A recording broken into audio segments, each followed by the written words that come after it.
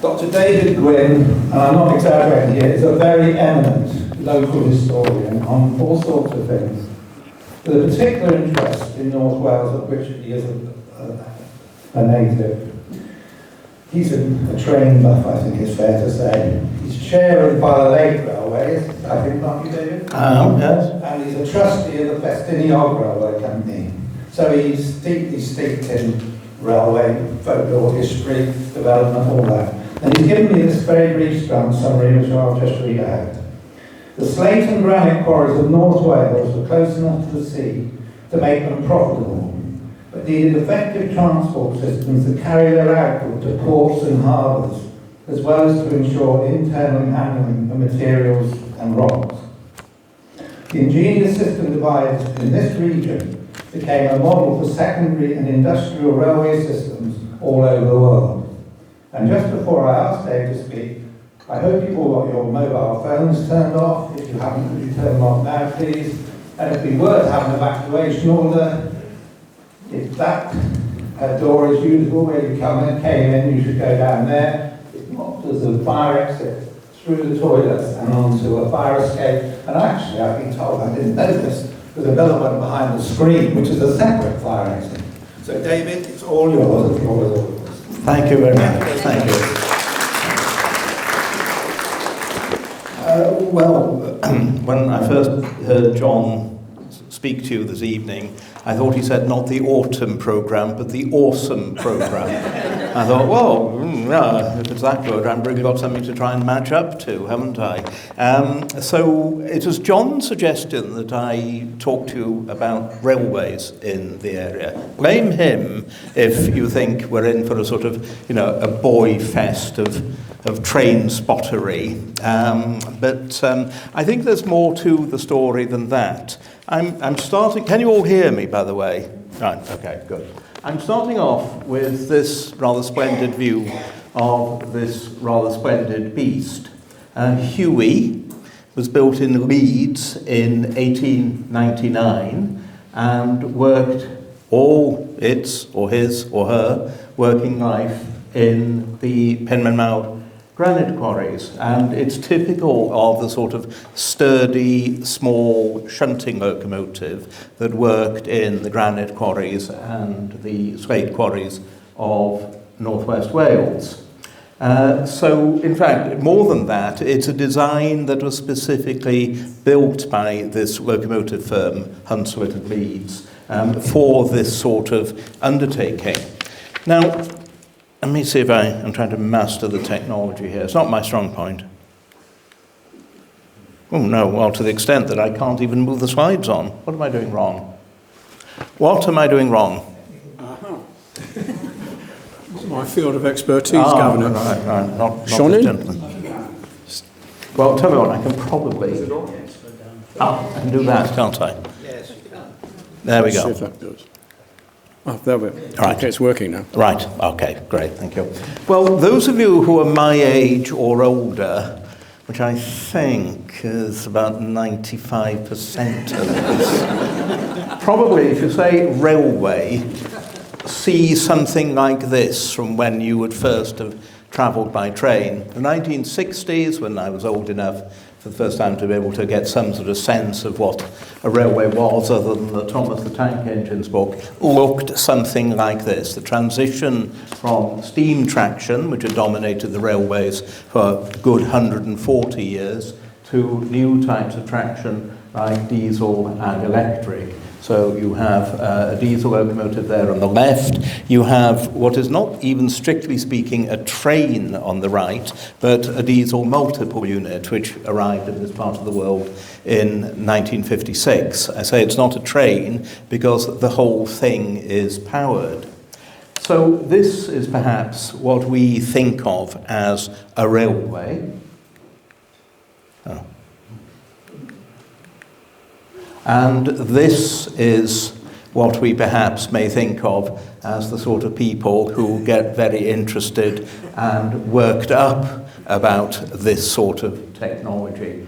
This is Manchester Victoria Station in, I would say, the late 1950s, and there are several boys very young men getting massively excited by a caprotti valve gear standard class coming into Manchester Victorian Station. Did I say that? Did I say caprotti valve gear? Oh, well, yes, there I am. I'm giving myself away there. Train spotting was, of course, a massive, massive thing amongst British boys from the beginning of the 20th century, well, to the present day. I can't quite see why people get worked up about biscuit tins on wheels rather than steam locomotives, but evidently they still do. There were girl train spotters, believe it or not. They were famous in the train spotting fraternity for writing down the engine numbers in very neat handwriting in their books. So it wasn't exclusively a boy thing. But that's what we all think a railway is or should be. But a railway is also something like this. Now, have a good look at that, and you might be able to work out that it's actually a peat carrying system. It's one of the private railways owned by Penmarnmawr in the Irish Republic. And these things operated on a massive scale to move peat from the diggings to power stations. When I say on a massive scale, until very recently, the mileage of public railways in Ireland, the main lines from Dublin to Cork, Galway, Belfast, wherever, there were actually fewer of those than there were these narrow gauge systems carrying peat. And that's only changed very recently. Now, what will strike you about this particular system is that it's on quite a small scale. The gauge, the distance between the rails, is 3 foot, not the British standard of 4 foot 8.5 inches. And of course, it's devoted entirely to the movement of a commercial product. So these are railways in the fullest sense of the word. And so is this. Now, this splendid beast is an American logging locomotive, and it's running on a system about as primitive as you could possibly imagine. Notice that the locomotive has got these sort of double-flanged wheels, like they're car wheels, so somebody's nicked the tyres, and it is running on unmarketable logs of timber just laid on the ground. Now, however many thousands of miles of railways there were like this, I don't know, but they were all over the place in Canada, the United States of America, in New Zealand and Australia. So, big, purposeful railways take many different forms. And railways, of course, have always been a source of pleasure for people, not just small boys, but also for, well, Sunday school trips. I bet the great majority of you had a ride at one time or another on the real miniature railway. Well, if you hadn't, if you've never had the chance, I don't know if it's operating at the moment, but do have a go on it. A splendid Edwardian creation. And like so many miniature railways, it's basically a 1/3 or 1/4 size replica of mainline practice at the time. So these were the only places where you could see operating this early 20th century express locomotive technology, except they were, and are, of course, very, very small. They're also an absolute nuisance to drive and fire, in my experience, because you fire them by putting a lump of coal on a spoon in the firebox, and this ignites, and the pressure gauge just goes whoosh, so off you go, and within a matter of seconds, the pressure gauge is just going down and down and down again, so you have to fumble for the spoon again, and another lump of coal. Perhaps some people know how to do it better than I do, but it was not the easiest locomotive to operate. This also is a railway under the meaning of the Act. What is a railway? It's basically a system whereby wheeled vehicles are both supported and guided by their interface with a prepared way. The flange is nearly always nowadays on the wheel, which keeps the wheel on the track, but At one time, it was more common to put the flange on the rail. But this is a model railway, but it's still a railway. And I don't know if you recognise any of the individuals who are playing with it or trying to suppress their boredom. But the fat chap on the right is Hermann Goering. And this was his model railway in the Quarries in Germany, his house in Germany. And among the people who are trying to look vaguely interested are Miklos Horthy, the regent of Hungary. Now, the railway, as we understand it, you can trace its history back to prehistory, in fact. There were railways in the Roman Empire, there were railways in classical antiquity. But the railway that we're used to travelling on now, the European American standard gauge railway system, derives from this sort of technology. Railways, wooden wagonways, built for the Newcastle-on-Tyne coalfield. And these seem to begin the very early 17th century. There may have been earlier railways than that, but these are the ones that we know about. They superseded horse-drawn carts to move coal from the pits down to the River Tyne and Wear. And they typically operated, as you see here, with just one big chaldron wagon. They didn't operate in trains. The concept of the train is, in fact, a fairly recent one. And the gauge of these railways was always between 4 feet and 5 feet. The ones with which the Stevenson family were particularly involved were 4 feet 8 inches gauge, and because they basically got the contracts to turn these into mechanically operated systems with iron rails, that's why we've inherited that particular gauge as our standard. So that's the Newcastle Way.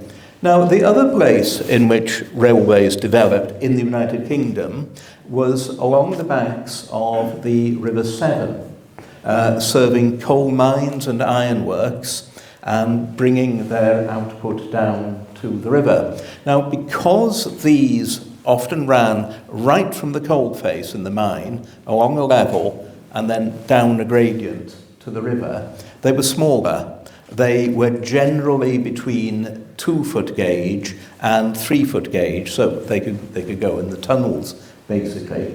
And that is the technology, very broadly speaking, that came to be adopted in the North Wales slate industry because it was a convenient one. It could carry a decent payload, but it could also be built in quite confined spaces. Now, there were, you've all been watching Michael Portillo and all his chums on the Stockton and Darlington Railway, and I found all of these programmes about 40 minutes into them. They all say, actually the Stockton and Darlington wasn't the first. Well, it wasn't. There was a good 1,000 miles of railway in the United Kingdom by the time the Stockton and Darlington came into being. But the first in this part of the world was built in 1800, or work began in 1800, to connect Penryn slate quarry with the sea near Bangor. Now, the initial idea was to build a canal. Canals are very expensive, and they're not particularly suitable for hilly country because you have to have locks.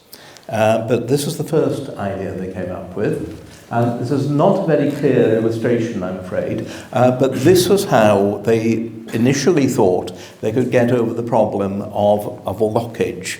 Locks are difficult because they take a lot of time to transfer a barge up and down, and they also use a very great deal of water.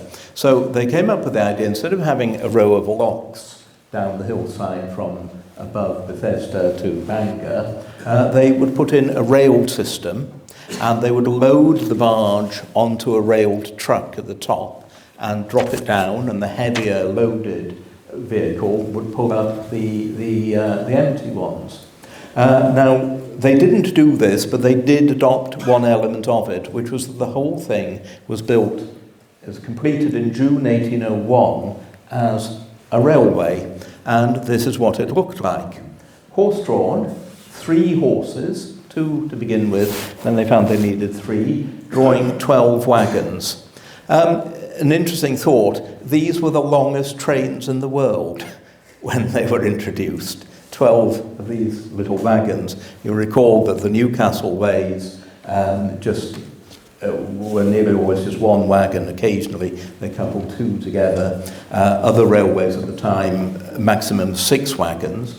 But when the Penryn Railway coupled 12 trucks to form a train, that was quite something. So that was an innovative development. And these little trucks, whether made of wood or of iron, they were introduced, as I say, in 1801, but you could still see them being used to carry slate until 1976 in Blaenau-Ffestiniog, where they connected one of the quarries with a loading dock, a lorry loading dock. And with the Ffestiniog Railway, we've still got 100 of these in operable condition. And, well, I'll tell you a little bit more about them later on. But you can see that we're talking about something here very small scale, operated by horses or pushed by men. This is one of the very few views we have of the Penryn Railway. For some reason, everybody wrote about it, but they didn't paint or draw it. There are accounts of the Penryn Railway in French and German publications. Everybody saying how absolutely wonderful it was. But they didn't draw much in the way of sketches of it, unfortunately. But we do have this one rather engaging illustration of a run of wagons just outside Port Penryn, with the back gate of Penryn Castle in the background. And you can see that as well as the little crate wagons I've just mentioned, it's also carrying slabs on flat wagons. Here's a proposal that was never built, but it does give you some idea of the sort of technology involved. This was a plan for a railway to move, I think, shale rather than slate, from a quarry above Mynnan Abbey to the Conwy River, and it was the plan dates from about 1802. And it shows, it's rather an engaging little sketch, but it shows quite clearly how these incline systems operated. So basically you have a big drum, like a cotton reel, on a horizontal axis, and of course you just attach a run of loaded wagons to a hemp rope, it would have been in those days. After that it would have been a chain, and it pulls up the empty ones. Now, there were many, many hundreds of these little railways in the slate and granite industries of Wales. If you ever go up to Talifan, you may see there's a tiny little slate quarry there which produced rustic slates, and that had 2 lengths of railway, just a couple of yards long. So it's very difficult to say, well, this is a proper railway, this is just a little bit of track to move stuff to a slate tip in a quarry. But if you put the entire mileage together, you'd certainly have had many hundreds of miles of this sort of railway. The Penryn, say, dates from 1801. Dinorwic Quarry had a railway to the coast from 1825, and the Nantlle Quarries had a railway to the quay at Carnarvon from 1828.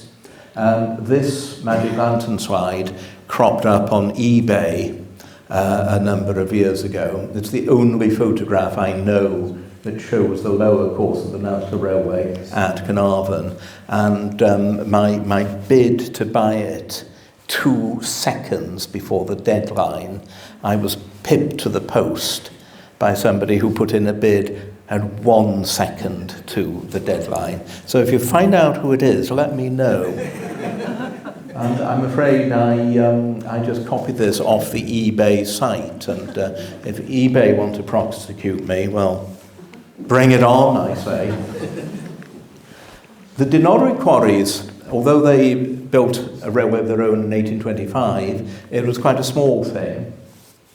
2-foot gauge, horse operated. In the 1840s, Asherton Smith, the owner of the Vernor estate and of the Dinorwig Quarries, decided he would go for something bigger and better. Asherton Smith was a strange man. Well, a thug, I think, is probably a fair description. He liked horsewhipping people who didn't agree with him. He was the sort of chap who'd set on somebody in the entrance lobby of his London club and say, "Take that, sir," while he laid about him with a horsewhip. But he was also mad keen on steam. He thought steam was the be-all and end-all of everything. And he had a whole succession of big yachts, big steam yachts. He also decided he needed a steam railway to carry his output from Dinorwig Quarry, and here is a view of it. I won't go too much into all the technical detail, but you may be able to see here that the small quarry wagons are actually loaded onto a bigger wagon. Quite a clever system, one that he probably got indirectly from I.K. Brunel, who did something very similar in South Wales. And you can just see to the left of the chap in the hat the chimney of the locomotive that's just pulled the train into the quarry, and that is Fire Queen, which is now in a museum in Aberystwyth, in the Vale of Rheidol Railway Museum at Aberystwyth. So that's the first use of steam on one of these railways. Now, let me just say a little bit about the Festiniog Railway. Festiniog Railway was completed after 4 years in 1836. It took 4 years to build because basically the company went bust halfway through. The capital came from Dublin, but the engineering was provided by an Englishman, a chap by the name of James Spooner, who seems to have arrived in the area with the Ordnance Survey. And the Festiniog is an incredibly well-engineered railway. It was built, we still don't really understand all the ins and outs, but it was built on a constant gradient from the quarries to the point where it starts crossing the Cobb, which is obviously on the level. But the rest of it is built on a constant gradient of about 1 in 70, except that the gradient gets a little bit steeper, ever so slightly steeper, when it goes around a curve. The point being that the railway was designed so that all the downhill operations were to be carried out by gravity. Horses were not to be used to take the wagons down the line. The load of the wagons itself was going to do the job, and the horses could have a feed while they were travelling on the back of the train like that. They were given a nose bag, and they could chomp their way through their feed on the way down. Also, they were recycled, the horses were recycled from one station to another, so they didn't have to do more than, I think, about an hour's work at a time, except that every week they did one longer stretch than they would normally do, so they could be reshod in the smithy at Penrhyn-Deudraeth. So a very, very cleverly worked out system. You look at this little horse railway and you think, oh yeah, rudimentary stuff, no good, didn't have steam workhouse, can't be much interest to anybody, no crowds of small boys jumping up and down saying, oh look, it's the steam engine. No, a very, very carefully worked out piece of engineering indeed. And I think it reflects a time when people were really taking a very scientific interest in what the capacity of horses was. Whether it was experience from the Napoleonic Wars, I don't know, but people had doubtless, soldiers and others had realised, what you could get out of a horse in terms of pulling cannon or whatever it might be. So the Festiniog really took that to the max. Here's another illustration of the railway, much the same time. This is the point where the gravity operation stopped at the foot of the gradient, and horses are yoked onto the front of the train, and they draw it to the harbour of Madoc over the Cobb, and the scene is still immediately recognisable to this day. And just as the Penrhyn Railway trains at 12 wagons were the longest trains in Wales, In 1836, the Festiniog's trains were the fastest in Wales. They went at about 15 miles an hour down the gradient. So that's faster than locomotive haul trains would have operated, say, in the collieries of South Wales at that time. Now, I'm not a great believer in firsts and the biggest, the fastest and the longest, but it is an interesting thought that there were no trains faster than that, at least in Wales, at the time the Festiniog was completed. Horse operation, but by the 1860s, small steam locomotives were becoming a practical technology, and the first two of these quarry railways to be designed purposely for steam traction were the Festiniog and Gwyn Railway, not to be confused with the Festiniog. It was a branch that ran to Llan Festiniog, and the Tawrthyn Railway. Now, the Festiniog and Gwyn is long gone, but the Tawrthyn is still very much with us. And they began life with two little tank locomotives, a tank locomotive being one that carries its coal and its water on the locomotive itself, rather than on a separate vehicle, a tender. So they operated and continue to operate these two little locomotives built by Fletcher Jennings of Whitehaven in the 1860s, and they carried slate from the quarries at Bryneglyws. Now, they weren't quite, although these were the first purpose-built steam railways, they were not the first use of steam even on the very narrow gauge, like the Festiniog at 2 foot. The Norwich Railways, as I say, had a steam locomotive from 1848. But by the 1860s, the slate industry was booming. It's a bit hard now to think of Bethesda and Blaena Festiniog as the Klondike of their times, but they absolutely were. And output had to be shipped in remarkably good order from places like Port Penrhyn and Porthmadog. So the engineer of the Festiniog Railway, Charles Easton Spooner, son of the James Spooner I mentioned earlier, decided the time had come to abandon the horse system and go over to locomotive operation and to introduce passenger traffic.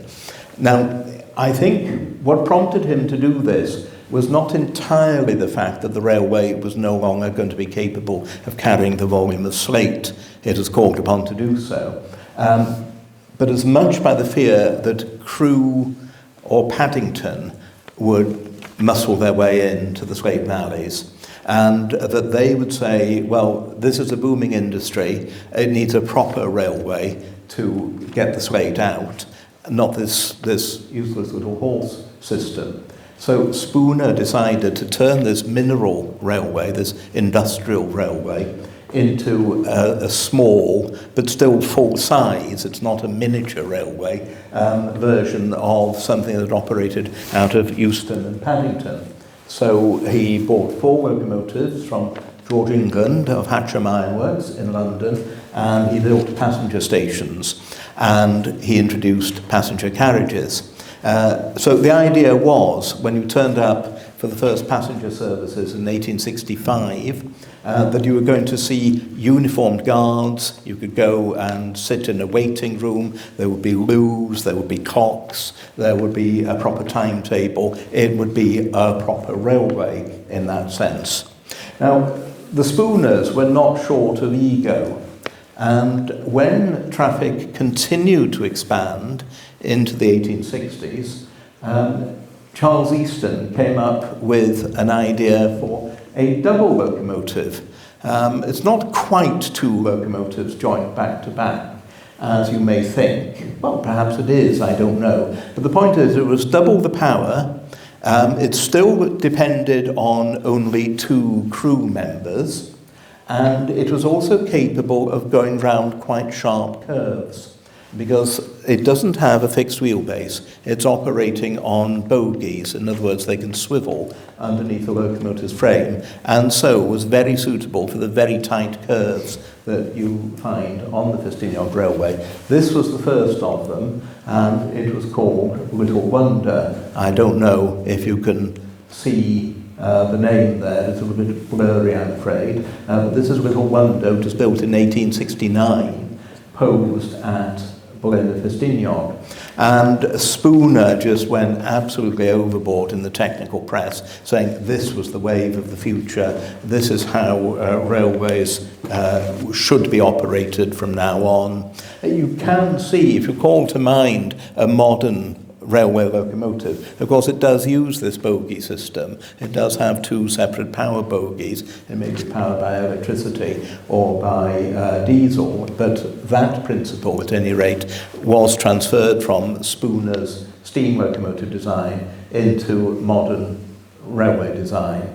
But he certainly didn't hold back. He let everybody all over the world know that he was available for consultation, that this is the sort of thing that would be opening up the British Empire, and people came to listen and to see. Now, we still operate several of these double locomotives on the Festiniog Railway. They were adopted in other countries, but they don't seem to have been massively popular. There were some in Mexico, there were some in Canada, there were some in Germany, but it wasn't for want of Spooner trying to persuade people that these were what they wanted. And he became friends. This is Spooner on the left, typical Victorian entrepreneur, engineer with his big bushy beard and his stern expression. He is said to have caned a signalman at Blaenau who made an error switching the points. Spooner took him out of his signal cabin and gave him a few whacks over his backside with his walking stick. He was that sort of man. Managers and entrepreneurs were like that in those days. But he came from a very ordinary professional middle-class background. His father, as I say, had been engineer of the railway before him, and they, before him, had been surveyors. He nevertheless seems to have got on extremely well with the chap on the right, who is, or was, the Duke of Sutherland, and one of the richest men in Britain. Now, the Duke of Sutherland is an extraordinary character. He was sent to Eton, and when he left Eton, he didn't go to Oxford or Cambridge. He went to London University to learn something useful. Shock horror. He read engineering at university.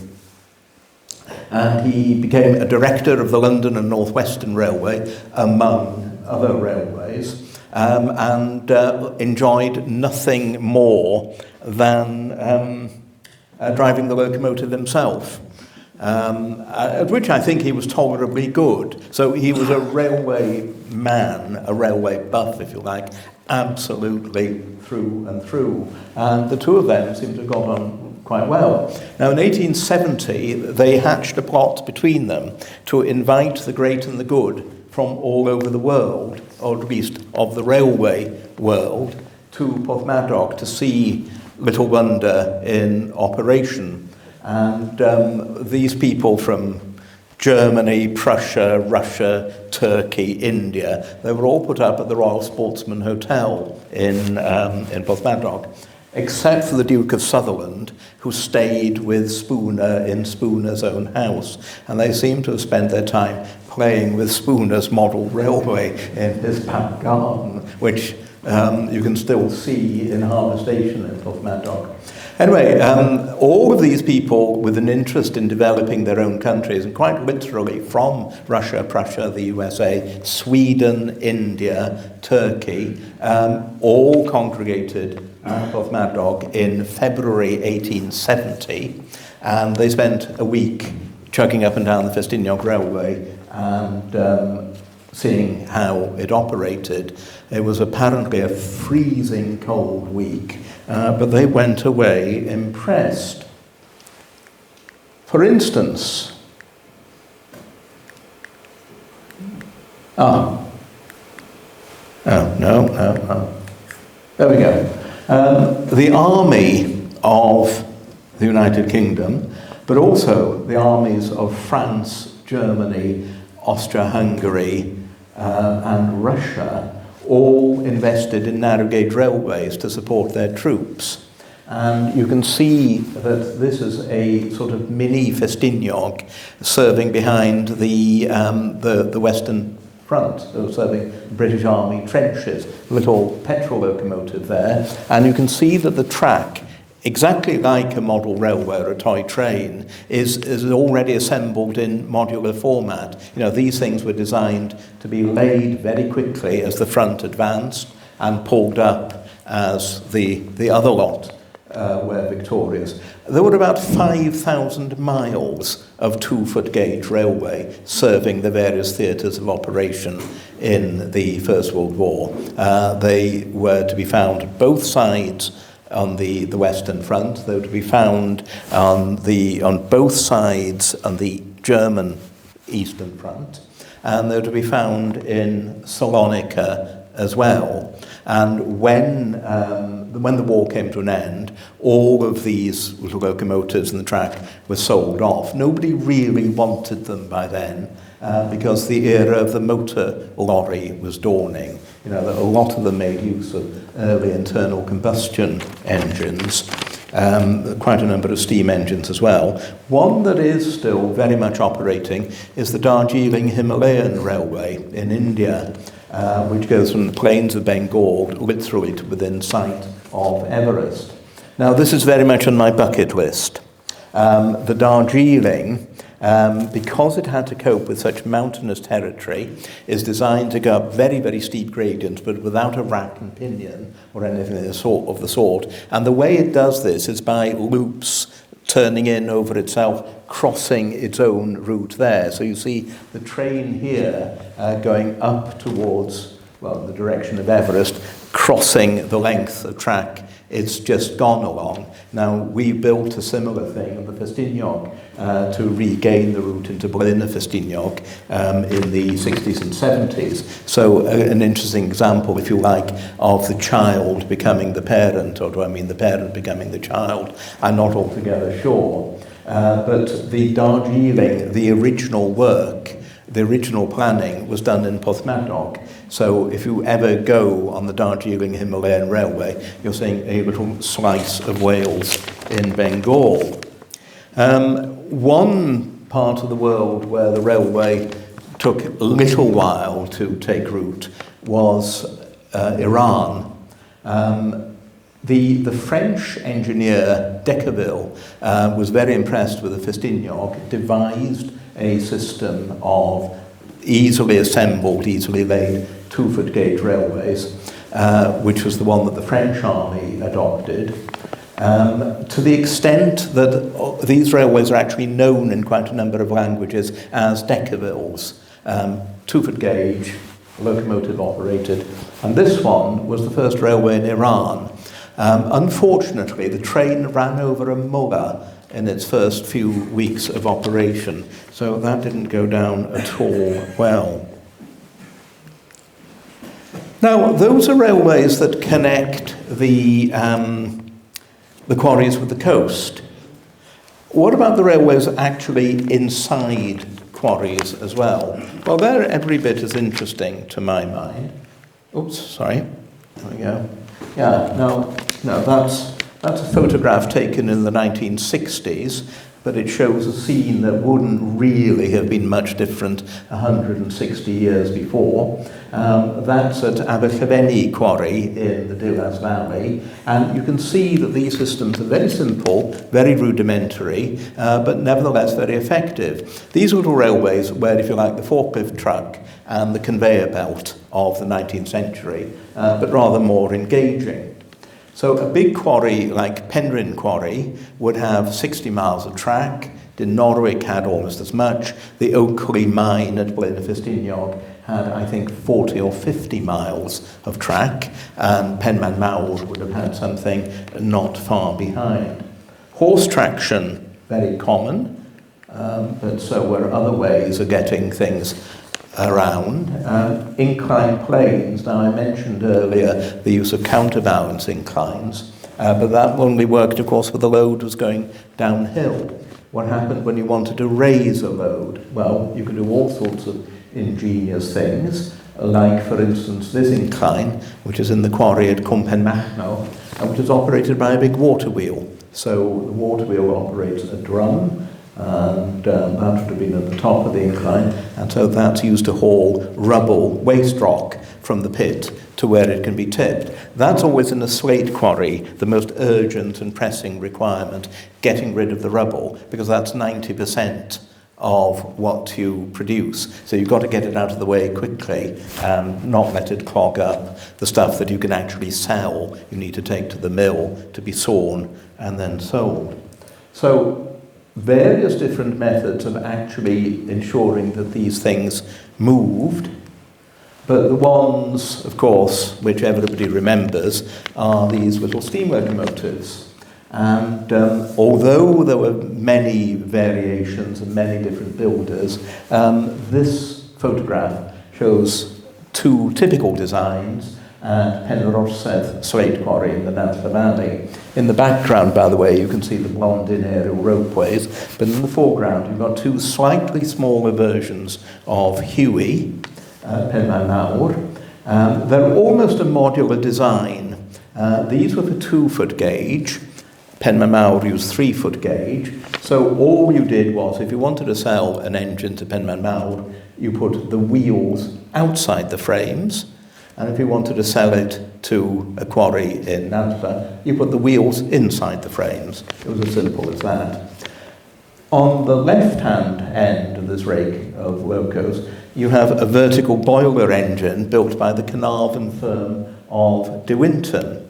Now, the De Winton Ironworks, some of its buildings are still there. Stoelfelder, the plumber, if you know St Helens Road, is in the old erecting shop of the De Winton Ironworks. But that was a very remarkable firm indeed. And it specialised in these vertical boiler locos. Penmarnmawr had several, and they are simplicity itself. It is basically a little steamboat engine put in a railway chassis. The fire is at the bottom of the boiler there. You fire the locomotive simply by kicking the coal down a chute into the firebox. If you want to make a really good job of it, you lie on the footplate and you ping lumps of coal on the far side of the firebox. But, that's a counsel of perfection. Normally you just shove it down with your boot. And the great advantage that these locomotives had was that they build up steam very quickly. You could get one of these engines in steam in about an hour from cold, whereas a Hunslet locomotive takes about 2 hours. And I can tell you, if you've got to take out a train in half an hour's time and you've not got steam on your engine, it really is a painful feeling. The number of times I've tapped a pressure gauge, thinking, come on, start making steam. And we've always got there in the end, but by gum, it can be a worrying experience. Where did De Winton get the idea from for these vertical boiler locomotives? Well, they were quite common at one time. The firm of Chaplin made quite a few, and one of these was put to working the contractors' line that built the railway from Carnarvon Station through to the Llanberis and Afon Wen lines. Which is possibly, since it would have run outside the De Winton works, it's possibly where they got the idea from. The last use of steam on British railways, interestingly enough, was not the Vale of Rheidol railway, still less the specials that operated in August 1968, but it was actually on steam cranes. British Railways was operating steam cranes until certainly the 1980s, for precisely that reason, that they were very easy to get steam up on them, and they could be used, and they were strong things as well. They could use, if not at a moment's notice, at least at about an hour's notice. One other Penmarnmawr locomotive that survives is Redstone, and this operated on Derbyshire's private garden railway, the trace of which is still there. I forget what the house was or is called, where the Derbyshires lived at the far end of Penmarnmawr. Penmarnmawr, thank you. The railway is still there, and I think it was designed to get the sons, particularly interested in quarrying. So it was equipped with this little locomotive named Redstone, named after the engineer of the quarries, who taught the boys how to drive it. Okay, well here's Huey again, and I think you can see the family resemblance with the Penrose locomotives. I'm always nervous about going into detail about steam locomotive design because it makes people think, oh God, he really is a buff, isn't he? But notice that the wheels are actually outside the frame, whereas they're not in the Penrose engine. Now, how long did these systems last? Well, really until the 1960s. The Penmarnmawr railway was run down in stages. I think there was some length of track that was still operating until the 1980s. But the inclines, I don't recall the inclines working at Penmarnmawr, and I think they were replaced by conveyor belts. The steam locomotives last surprisingly long. Norwich was still using a steam locomotive until November 1967, and I think the logic was that they still had a fair amount of coal and the engine was still insured, so why not use it effectively? It cost them nothing to run, but within a few years these internal railway systems were offering rather a sorry sight, and there are now no railways operating in any of the quarries in North Wales. The absolute last one was at Aberllefenni quarry, where I showed you the picture of the horse pulling the wagon, which came to an end in 2003. But you might argue that if you count 1800 as the last year of the 18th century rather than the first year of the 19th century, which surely is correct, you could argue that these systems operated within 3 centuries, the very end of the 18th century, throughout the 19th, and well into the 20th. The railways that formerly carried slate from the quarries to the sea, of course, have a rich history after they ceased to carry slate as tourist attractions. So the Festiniog Railway is a very, well, I flatter myself by saying it's the best heritage railway anywhere in the world. You may say, well, I would say that, wouldn't I? To which I would say, well, yes, I would. It's a splendid day out. If you've not been on it or on the Welsh Highland, which we also operate, then do please come.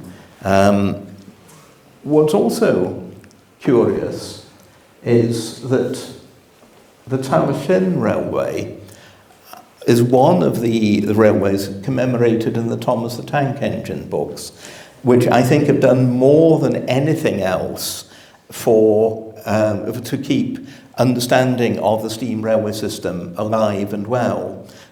Children read the Thomas books still, and the Reverend Wilbert Audrey, an interesting character, he was a pacifist, and only the Bishop of Birmingham would ordain him. And the stories began when his little boy was ill during the war, and his father made up a little toy engine for him and started telling him stories to try and help his recovery. Now, Thomas appears in the second book of the series, but most of the stories centre around a mainline railway on the island of Soda. You probably all know this, but you're unwilling to admit that you do. But the island of Soda is supposed to be somewhere between the Lake District and the Isle of Man. But after a number of years, he introduced a narrow gauge railway based on his experience of the Taliesin, where he was a guard. He was a volunteer guard. So the Taliesin's 2 original locomotives both appear as Renius and Skarloui in the railway series, and who the chaps in the morning coats are, I don't know. Not the Fat Controller. The Fat Controller doesn't have a moustache. When 5 years ago we were putting forward the great landscape of Northwest Wales for inscription by UNESCO as a potential World Heritage Site, I was very careful to let our UNESCO assessor, Frau Friederike Hansel, know that one of the railways she was going to be visiting on her last day was modelled on or based on the Tower Llyn Railway. And I asked her, I knew she had a daughter, I asked her, did she have a son? Because I thought that might be a way into establishing whether she knew about the Thomas the Tank Engine stories. Well, she didn't, but she did know about them. And the point at which I realised that we were going to get World Heritage status was when there she is there, took a photograph of the locomotive that was about to haul her on her trip on the Tower Llyn Railway. So the historical significance of these railways, I am pleased to say, has been recognised now by UNESCO, and they and the quarry villages and the quarries themselves now have the equivalent status as Stonehenge and the Taj Mahal, and quite right too, I say. I did say, when we were first discussing a World Heritage bit, any fool can make Blenheim Palace a World Heritage Site, but making Clutterbont a World Heritage Site does take some dedication. And I just have a couple more slides left. Look at that orange feeder there, and just let your eyes go up the slope and that field. I don't know whether you can see, there's a slight bump in the field there. Well, perhaps you can't, it doesn't really matter. The point is that strip there is a World Heritage Site, and the bits on either side aren't. They have absolutely no standing whatsoever, so far as UNESCO is concerned. Because what you've got here, look at the embankment in the back, that is the steam railway that Penrhyn Quarry put in 1876, to replace the horse-drawn and gravity incline-operated railway, which runs down the slope there and under the road past the animal feeder. The point is, if I have a point at all, that sometimes the archaeology of these features is really not very obvious at all. They were small scale, they were industrial railways.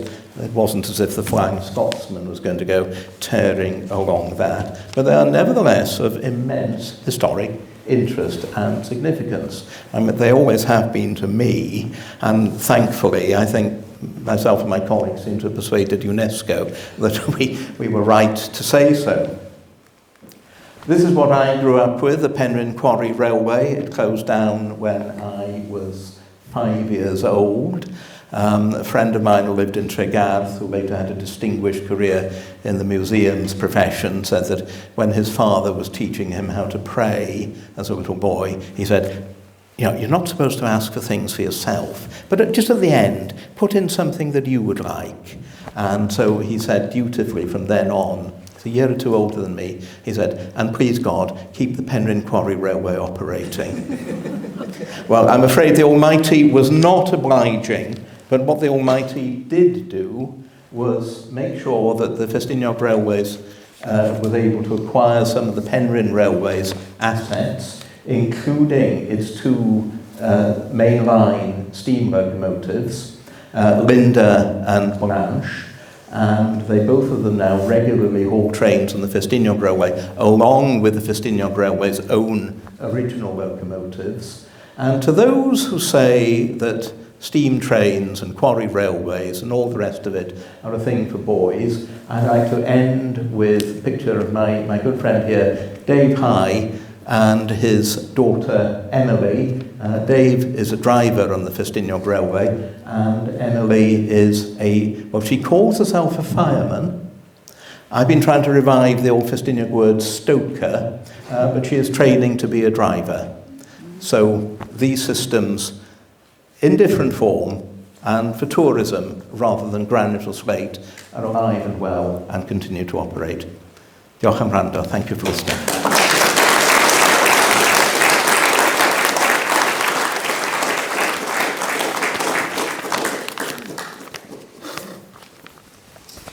Well, wake up. Right. Well, ladies and gentlemen, I hope you'll think I wasn't entirely rash in asking Fraser to talk about Quarry Railway. My God, we've got a lot more than Quarry Railways, didn't we? What a fantastic tour of steam railways and their development from horse drawn. In all corners of the world, really. A splendid Fade McCum, really. Fade McCum, the subject. Now then, we can take some questions before we have to raffle. So if you could, you can ask a question, or if you have something pressing to observe, then please go ahead. Who's going to start? I know we've got some real quarry and probably railway buffs among us, so don't be shy. Anybody? I'm just Yes, say about that. the Llanfair Cerenion. I don't know, I'm just getting interested in trains. I know what happens when you turn 80, but that's life. Do I need this? You discover your true self, I think, is the answer. Anyway, lots of coincidences, but the Llanfair Cerenion one, I was speaking to a friend last night who was training to be a guard. Yes, but I know where it is. I've never been on it. Where does it fit into this scheme? Was it purposeful or was it? It was built to serve an agricultural economy. So, you know, among the interesting things when you compare a railway like that with these mineral-carrying railways is that your interchange facilities with the main line are different. Because on the Welshpool and Llanfair, most of the goods you were carrying could actually walk from one truck to another, whereas slate and granite has to be handled or shoveled in one way or another. The Welshpool and Llanfair is a 2'6" gauge railway, so it's in between those Irish peat carrying railways and the 2 foot of the Festiniog and most of the slate railways, and less again than the Penmarnmawr railway. But, you know, why exactly granite carrying railways tend to be 3 foot and slate carrying railways tend to be 2 foot, and railways that carry cattle are often 2'6". You know, we could spend ages discussing that. But I think I'd sum up the Welshpool and Llanfair by saying that the Great Western Railway, which came to operate it, regarded it as an inconveniently gauged branch line. So that's, I think, its essence. I'd have to say it's an absolutely delightful run.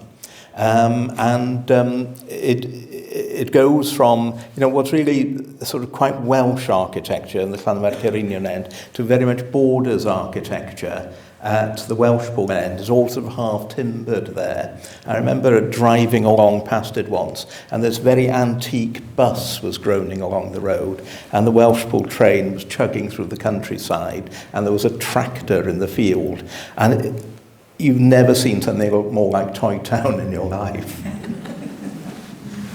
Anybody else? Come on, don't be shy. That, you're gobsmacked. No? I'm surprised. Okay, well, thank you very much, David. Can you give John, thank David you very another much. round? Thank you. Thank you.